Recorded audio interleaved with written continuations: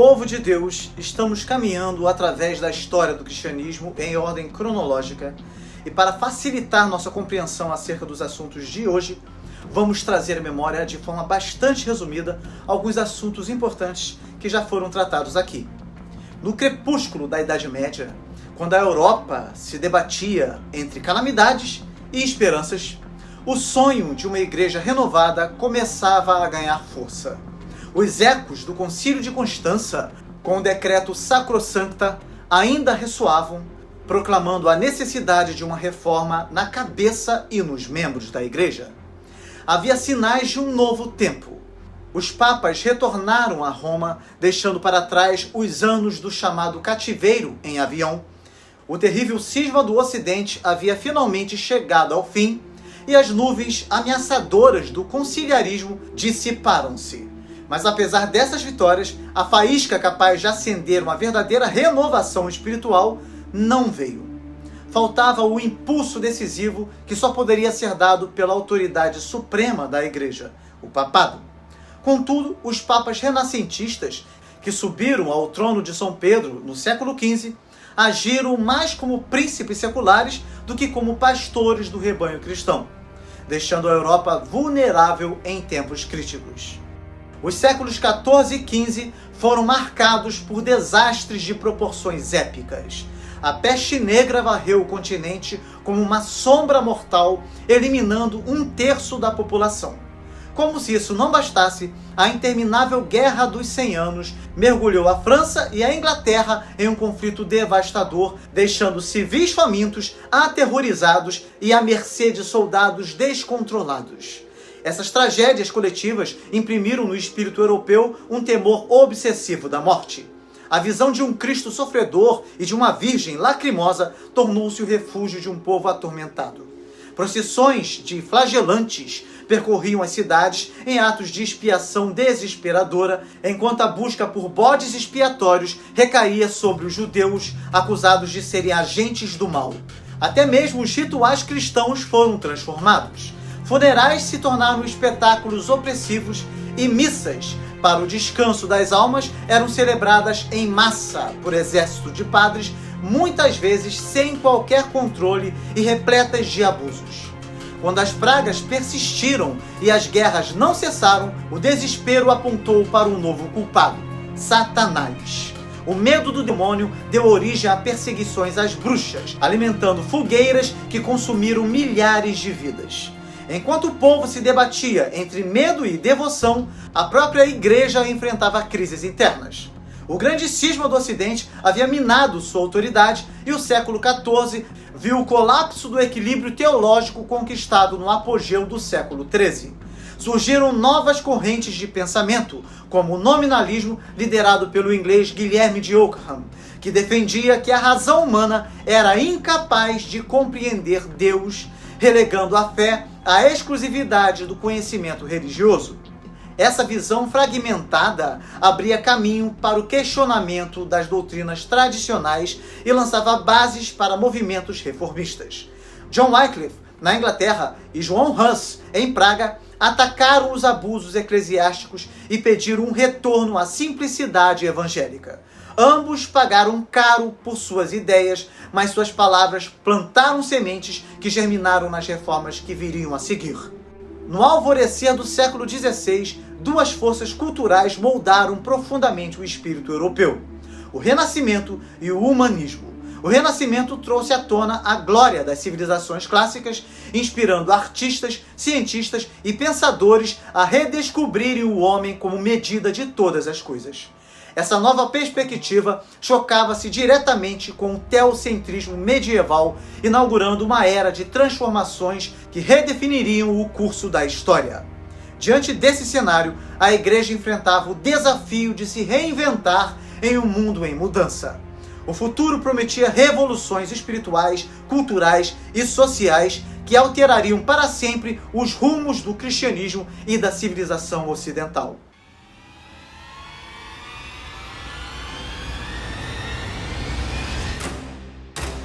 Nos meados do século XV, um acontecimento mudou para sempre a forma como o conhecimento era transmitido.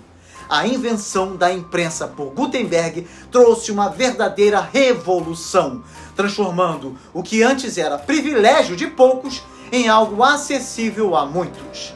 Obras que antes estavam restritas aos mosteiros ou às mãos de uma elite passaram a circular livremente.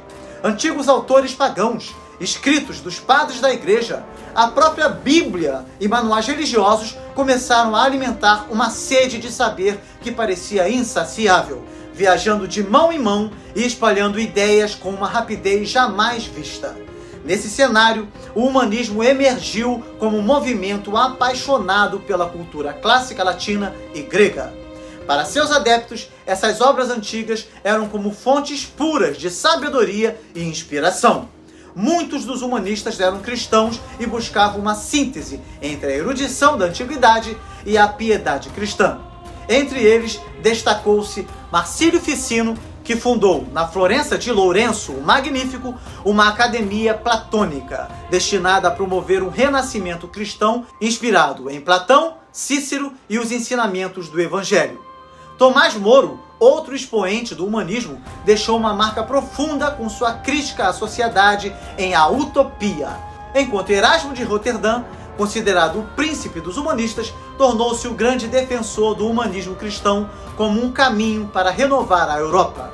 Sua obra mais conhecida, O Elogio da Loucura, é uma sátira mordaz que não poupa críticas às diversas classes sociais, especialmente ao clero. Erasmo sonhava com uma religião purificada, acessível a todos, em todas as línguas, livre de formalismos desnecessários. Para ele, o Evangelho deveria ser compreendido por todos em sua essência. Mas seu chamado à reforma pacífica esbarrava em um obstáculo imenso: a indiferença do papado e a incapacidade do povo de se reformar por si só. Enquanto isso, a religiosidade popular frequentemente misturava o cristianismo com superstições, magia e resquícios do paganismo. O medo do demônio era palpável e práticas de devoção muitas vezes se confundiam com crenças supersticiosas. Não surpreende que o Renascimento tenha coincidido com uma intensificação da caça às bruxas, sancionada pelo próprio Papa Inocêncio VIII. Em 2 séculos, estima-se que cerca de 100 mil pessoas foram queimadas em fogueiras acusadas de bruxaria. Os sacerdotes, por sua vez, frequentemente deixavam a desejar. Muitos eram ignorantes, viviam em concubinato ou levavam uma vida dissoluta. Entre os prelados, não era raro encontrar aqueles que estavam mais interessados em acumular riquezas e privilégios do que em guiar espiritualmente o seu rebanho. E no centro de tudo isso, o papado, longe de ser um exemplo moral, parecia mais preocupado com questões financeiras, como a venda de indulgências, e com o luxo extravagante que financiava construções monumentais, como a Basílica de São Pedro. O Estado Pontifício, reduzido a um território modesto, era apenas mais um entre os principados italianos, e os papas comportavam-se como príncipes renascentistas. O nepotismo imperava, com cargos e riquezas sendo distribuídos a sobrinhos e filhos bastardos. Durante os 70 anos que antecederam as teses de Martinho Lutero, 10 papas se sucederam, todos italianos, e o Sacro Colégio refletia essa predominância. Entre eles, Nicolau V se destacou por seus esforços em reconstruir Roma e torná-la digna de ser chamada de capital da cristandade. Ele deu início à construção do Vaticano e fundou a Biblioteca Vaticana, acumulando manuscritos de valor inestimável. Mas foi também durante o seu pontificado que Constantinopla caiu nas mãos dos turcos, em 1453, marcando o fim do Império Romano do Oriente, também chamado de Império Bizantino. Enquanto isso, o Ocidente permaneceu inerte, incapaz de reagir a um dos eventos mais significativos da história.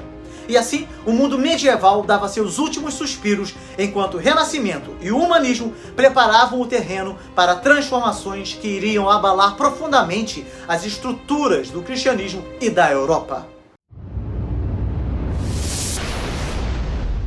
Como vimos em nosso relato das Cruzadas, em 1204, a Quarta Cruzada mudou o destino de Constantinopla de maneira irreversível. Em vez de marcharem para libertar a Terra Santa, os cruzados voltaram sua força contra a gloriosa cidade de Constantinopla. eles a saquearam impiedosamente, estabelecendo ali um imperador e um patriarca latinos. Foi apenas em 1261 que os gregos reconquistaram sua capital, mas o velho Império Bizantino nunca mais recuperaria sua glória. Enfraquecido e reduzido, viu-se espremido entre o Ocidente e os turcos, vivendo uma existência precária. A mágoa dos bizantinos em relação aos latinos era profunda. A lembrança da tomada de Constantinopla pelos cruzados ainda queimava, especialmente pela imposição de costumes, doutrinas e hierarquias estrangeiras. Enquanto o povo e o clero comum repudiavam qualquer aproximação com os latinos, os líderes políticos e eclesiásticos tentavam, por necessidade, construir pontes com o Ocidente para resistir aos avanços turcos. Mas cada tentativa de aliança naufragava diante da oposição popular. Para o povo, os latinos não eram irmãos de fé, mas hereges e cismáticos. Nesse contexto, a política bizantina se fragmentava. Durante o domínio latino, novos estados surgiram, competindo entre si e com Constantinopla pela herança do antigo império. Mesmo após a retomada da capital pelos gregos, a unidade era mais teórica do que real. Muitos desses estados permaneceram independentes, enquanto outros apenas nominalmente reconheciam a autoridade da capital. Com o tempo, os turcos otomanos apertaram o cerco, conquistando territórios após território. A velha Constantinopla, reduzida à cidade e arredores, estava cercada por inimigos. Enquanto isso, o crescente poder do Império Otomano trazia uma ameaça avassaladora. De sua base em Bursa, os turcos avançaram para os Balcãs, dominando a Bulgária, Macedônia e Sérvia. Seus olhos estavam fixos em Constantinopla, a ponte entre a Ásia e a Europa. A cidade, desprovida de uma marinha significativa e de recursos, parecia condenada. Suas forças foram minadas por algumas guerras civis que aconteceram entre 1341 e 1371. Além disso, a peste negra reduziu drasticamente a população de Constantinopla para aproximadamente 100 mil habitantes. No entanto, eventos inesperados ofereceram breves respiros. No início do século XV, o terrível conquistador mongol Tamerlão, em sua busca de reconstruir o império de Gengis Khan, derrotou os turcos na Batalha de Angora em 1402. Esse golpe paralisou o avanço otomano e mergulhou o Império Turco em uma guerra civil. Constantinopla, sem intenção, foi salva por essa rivalidade. Mas a trégua era temporária. Em 1422, Constantinopla sobreviveu a um cerco promovido pelo sultão Murad II. Os imperadores bizantinos continuavam a implorar por ajuda ao Ocidente. A reconciliação com a Igreja Católica no Concílio de Ferrara, em Florença, em 1439, parecia uma esperança, mas rapidamente se revelou um fracasso. O povo bizantino viu na união com Roma uma traição à fé ortodoxa. Patriarcas orientais repudiaram o acordo e mesmo os russos rejeitaram a aliança. Constantinopla estava sozinha, dividida internamente e cercada por inimigos externos. No entanto, em 10 de novembro de 1444, Murad II conseguiu derrotar um exército cruzado cristão em Varna, no Mar Negro, esmagando qualquer esperança real de que os exércitos cruzados pudessem socorrer Constantinopla por terra. Contudo, ainda havia esperança de que o papado e as cidades-estados italianas, como Veneza e Gênova, pudessem enviar frotas para resgatar Constantinopla por mar. O sultão Murad II morreu em fevereiro de 1451, sendo sucedido por Maomé II, cujo objetivo era transformar Constantinopla na capital muçulmana do Império Otomano. Em março de 1452, o Papa Nicolau IV enviou 3 navios mercantes genoveses cheios de suprimentos às forças cristãs fatigadas que defendiam Constantinopla.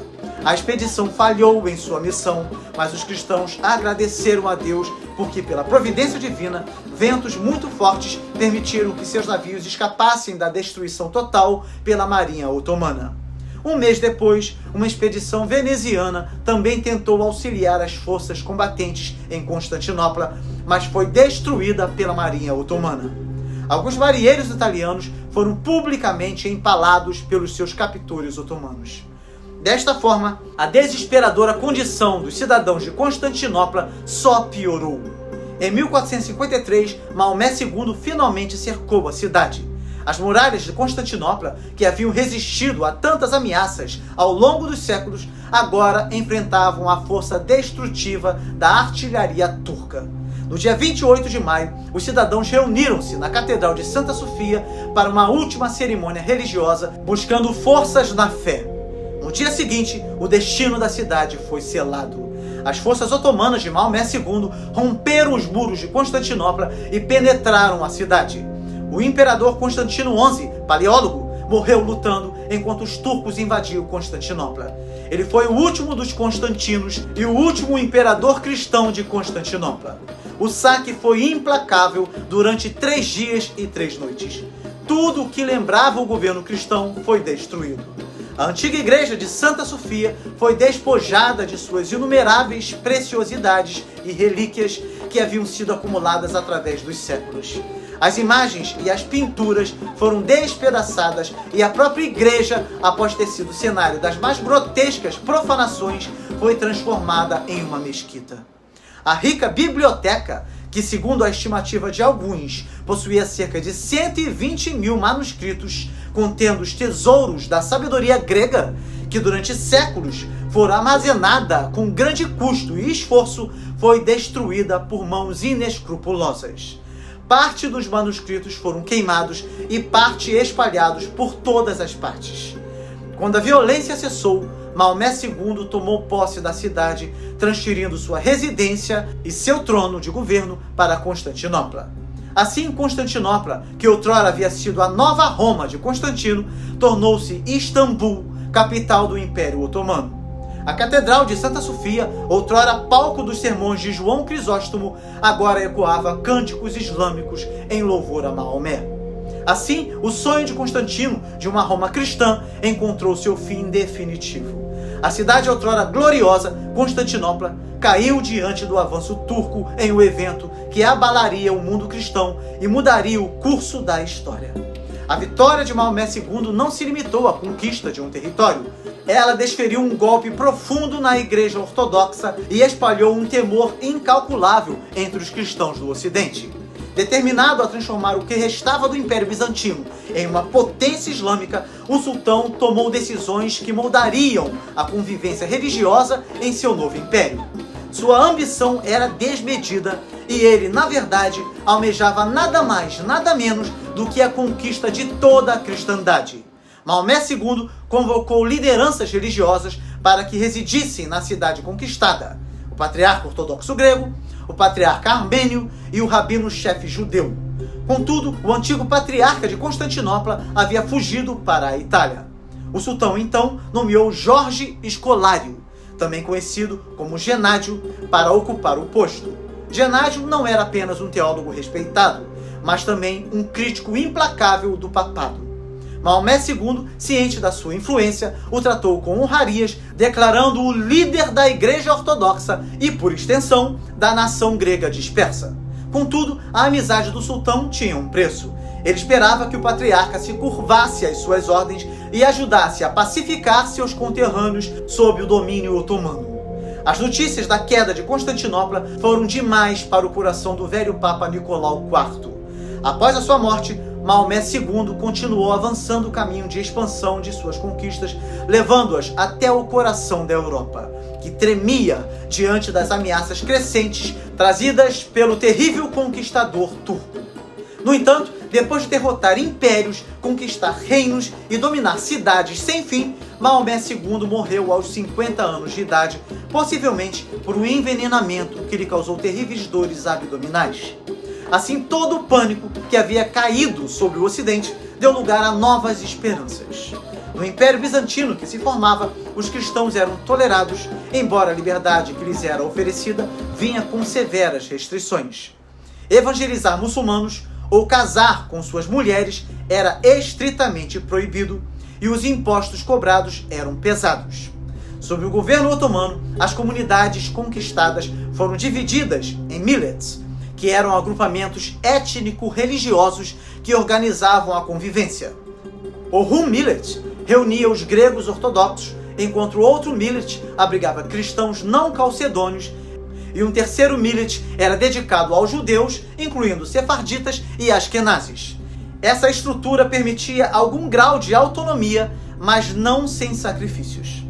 Além das divisões comunitárias, os turcos implementaram um sistema singular para fortalecer o Estado. Capturavam crianças talentosas, tanto cristãs quanto muçulmanas, e as treinavam. As mais brilhantes se tornavam oficiais, vizires ou comandantes militares. Muitos meninos cristãos foram transformados em guerreiros ferozes dedicados ao serviço ao sultão. Esse processo não era apenas um método de integração forçada, mas também uma lembrança constante do poder turco sobre os povos dominados.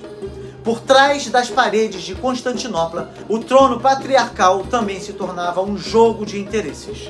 Os sultões frequentemente vendiam o cargo ao maior licitante, transformando a posição sagrada em moeda de troca. De meados do século XV ao século XX, 159 patriarcas ocuparam o cargo. Mais de uma centena deles foram forçados a renunciar para que outro pudesse assumir mediante pagamento. Esse ciclo vicioso tornou-se um símbolo de corrupção e das prioridades egoístas dos governantes. Alguns patriarcas, em meio a essa disputa de poder, pagaram o preço final. 6 deles, ao que tudo indica, foram assassinados. A queda de Constantinopla não foi apenas uma derrota militar, foi o início de uma era de convivência precária, marcada por alianças forçadas, pressões culturais e a luta pela sobrevivência de traições sob a sombra de um novo império.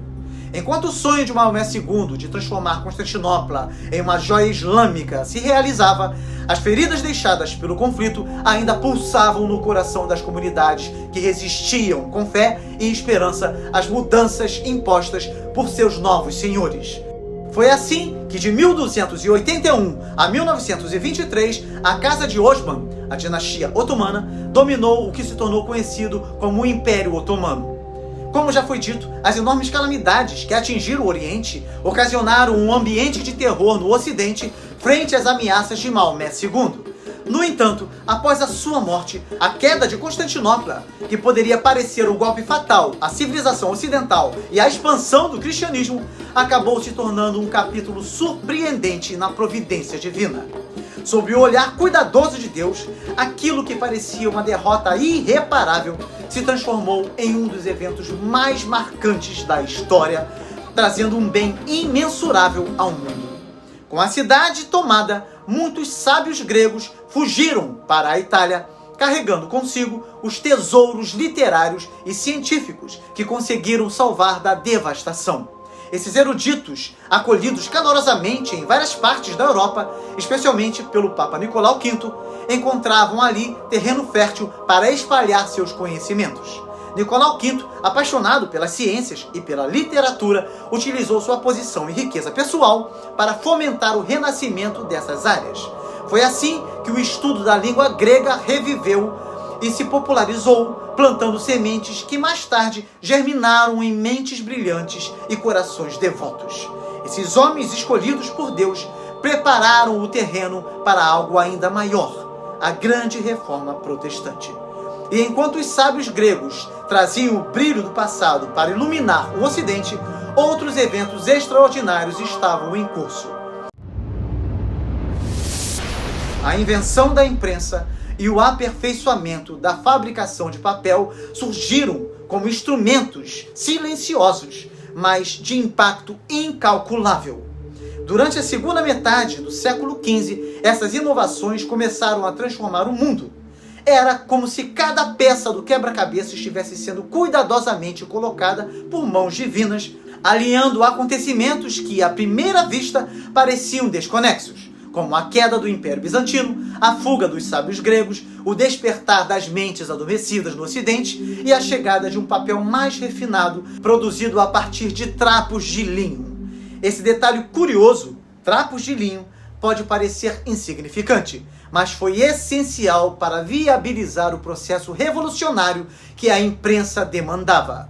Sem o papel adequado, até mesmo os mais avançados conhecimentos literários dos gregos ou as engenhosas habilidades de Gutenberg teriam sido de pouca utilidade. É um lembrete de como Deus usa meios simples para realizar propósitos grandiosos. Foi com uma vara que Moisés dividiu o mar e trouxe água da rocha.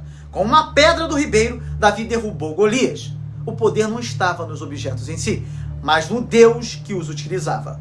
E como não se maravilhar diante da providência divina ao considerar que o primeiro livro completo, impresso por Gutenberg, foi a Bíblia. A obra, uma edição da Vulgata Latina, continha 641 páginas e marcou o início de uma nova era. A observação do historiador Hallam em História da Literatura expressa bem o impacto desse feito. Ele descreve como os pioneiros dessa bela arte, desde o início, se dedicaram à tarefa de imprimir a Bíblia inteira, oferecendo os primeiros frutos de sua invenção ao serviço do reino de Deus. O caminho para essa conquista, contudo, foi árduo. Antes de Gutenberg, os homens utilizavam blocos de madeira entalhados para imprimir palavras e figuras. Gradualmente, o método evoluiu até que Gutenberg, nascido em 1397, revolucionou tudo ao substituir as letras de madeira por tipos metálicos. Junto com seu associado, Schoeffer, ele desenvolveu um sistema de moldagem que permitia a reprodução em massa de textos. Era o início de uma revolução silenciosa que transformaria para sempre a disseminação do conhecimento. Ainda assim, faltava o suporte ideal para essa nova tecnologia. Até o século XIV, materiais como pergaminho, papiro e tecidos de algodão eram usados para escrita, mas eram inadequados para as demandas da impressão. Foi quando o papel feito a partir de trapos de linho entrou em cena. Coincidentemente, na mesma época em que os tipos móveis começavam a ser usados. A combinação dessas duas descobertas foi um marco na história e em 1588 a primeira fábrica de papel foi estabelecida na Inglaterra, consolidando essa transformação. Olhar para esses eventos e perceber a mão invisível de Deus conduzindo a história para um bem maior é algo fantástico. Mesmo os acontecimentos mais simples, como a invenção de um papel mais resistente ou a fuga de um grupo de eruditos, foram peças fundamentais para o grande plano divino. E é impressionante não elevar o coração em louvor e gratidão, reconhecendo que em tudo Deus faz todas as coisas cooperarem para o bem. Durante quase uma década, Gutenberg dedicou-se a aprimorar sua extraordinária invenção, mas o custo desse trabalho era alto e ele acabou enfrentando dificuldades financeiras. Foi então que recorreu a Johann Fuchs, um próspero ourives em Mainz, ou Mogúncia, uma cidade da Alemanha. Gutenberg queria que Johann Fuchs o apoiasse financeiramente. Johann Fuchs, ao ouvir o segredo revolucionário de Gutenberg, concordou em se tornar seu sócio, fornecendo os recursos necessários para levar o projeto adiante. No entanto, os objetivos de ambos eram menos nobres do que a grandeza do empreendimento sugeria. Queriam lucrar, e muito com a novidade. Com a chegada de Peter Schoeffer, genro de Johann Fuchs, e agora a parte da equipe, os esforços se intensificaram. Eles não apenas aprimoraram o formato dos tipos metálicos, mas também refinaram a qualidade da impressão e da tinta. O resultado foi tão impressionante que os livros produzidos podiam facilmente ser vendidos como se fossem manuscritos. Tão perfeita era a imitação do trabalho dos melhores copistas da época. Essa estratégia permitiu que cobrassem preços altos, idênticos aos pagos por cópias feitas à mão. O segredo do processo era guardado com rigor absoluto e tudo indicava que eles haviam encontrado a fórmula do sucesso. Foi nesse contexto que, por volta de 1450, o primeiro grande livro impresso viu a luz do dia, uma Bíblia, como eu já falei, em latim. A edição vendida a preços similares aos manuscritos passou despercebida como produto da nova técnica. Apenas anos depois, em 1462, uma segunda edição foi produzida e com ela veio a revelação que mudaria o curso da história. Johann Fuchs levou algumas cópias dessa Bíblia para Paris, onde vendeu uma ao rei da França por um valor exorbitante de 700 coroas e outra ao arcebispo por 400 coroas. Orgulhosos de sua aquisição, o arcebispo exibiu a obra ao rei, que logo percebeu algo peculiar. Ambas as cópias eram absolutamente idênticas, sem a menor variação, nem mesmo uma vírgula fora de lugar, e intrigados e sem compreenderem Como isso era possível, eles chegaram à conclusão de que Fust só poderia ter utilizado mágica para produzi-las. O alarme se transformou em horror quando notaram que as letras maiúsculas eram vermelhas. Para eles, isso só podia significar uma coisa: sangue. A suspeita de que Fust estava envolvido em práticas diabólicas espalhou-se rapidamente. Seu alojamento foi revistado e várias cópias da Bíblia foram confiscadas. Não demorou para que Fust fosse acusado de feitiçaria. Preso e submetido a interrogatórios, ele seria condenado à morte na fogueira se não tivesse revelado toda a verdade sobre o processo de impressão. A revelação desse segredo marcou o fim do mistério, mas também abriu as portas para que outros empreendedores replicassem e disseminassem a nova técnica. Logo, a arte de imprimir livros se espalhou por toda a Europa. Em 1474, a imprensa chegou à Inglaterra pelas mãos de William Caxton. E em 1508, Walter Chapman levou a técnica para a Escócia. Era como se uma força invisível estivesse guiando os eventos, permitindo que a bênção dessa invenção alcançasse um número cada vez maior de pessoas. Antes da prensa, os livros eram raros e extremamente valiosos, como eu já falei aqui. A maioria deles existia apenas em forma de manuscritos, produzidos por copistas habilidosos, que levavam meses para concluir uma única obra. Os altos custos restringiam o acesso ao conhecimento a reis, nobres, faculdades e instituições religiosas. Uma Bíblia, por exemplo, exigia cerca de 10 meses de trabalho de um copista experiente, e seu preço variava entre 40 e 50 libras, um valor inatingível para a maioria das pessoas. Mas a chegada da imprensa mudou tudo. O custo dos livros caiu drasticamente, tornando-se acessíveis para um público muito maior. Embora outros títulos também fossem impressos, a Bíblia permaneceu como a obra mais procurada, refletindo a enorme demanda por esse texto sagrado. E à medida que a produção aumentava, novas traduções começavam a surgir. Em poucos anos, o precioso conteúdo da Bíblia começou a falar em vários idiomas. Uma tradução latina apareceu em 1474, seguida pela tradução em boêmio no ano seguinte. Em 1477, o holandês e o francês ganharam suas versões, e em 1478, o espanhol também se juntou à lista. Essas traduções foram como trombetas anunciando a reforma que se aproximava, levando a palavra de Deus a novos territórios e novos corações. Ao refletirmos sobre esses eventos, as palavras do historiador Hallam ressoam com grande força. Desde o início, os inventores dessa magnífica arte ousaram imprimir uma Bíblia inteira e o fizeram com sucesso extraordinário. A nova técnica foi abençoada ao dedicar suas primícias ao serviço dos céus, tornando a Bíblia o marco inaugural de uma revolução que mudaria o mundo para sempre. A chegada da imprensa, tão celebrada por seu potencial de disseminar conhecimento e liberdade, despertou paradoxalmente o medo e a fúria dos seus maiores opositores. Não tardou para que os inimigos da verdade e da luz agissem. Na Alemanha, na cidade de Mainz, o arcebispo instaurou vigilância rigorosa sobre os impressores da diocese. Alexandre VI, o papa da época, decretou que nenhum livro poderia ser produzido nas cidades de Mainz, Colônia, Treves ou Magdeburg sem autorização expressa dos arcebispos locais.